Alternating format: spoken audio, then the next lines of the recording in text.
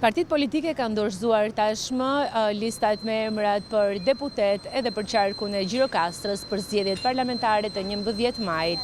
Emrat e përzgjedhur kanë ngjallur reagime të ndryshme tek qytetarët, por në fund ata përsëri shprehen se mjafton që kush të zgjidhet të punojë dhe të bëjë gjëra pozitive për qytetin, por edhe për gjithë qarkun. Më pëlqen një shumë të mirë dhe jam dakord të kandidojmë. Mjafton që të punojmë për qytetin dhe të ecë si puna. Të zgjedhur tamam janë ata, por si emra i njohim, janë të mirë. Ata që do vënë për deputet do zgjidhen, nuk do i marrën nga ata që kanë antarë. Ata që janë të kenë arsimin, të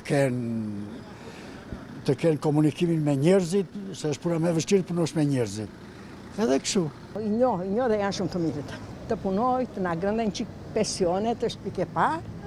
Emrat e rinj dhe ata të rikandiduar janë pjesë e një gare ku çdo vot do të jetë vendimtare. Partitë politike synojnë të tërheqin sa më shumë mbështetje, ndërsa qytetarët mbeten ata që do të vendosin në kutitë e votimit.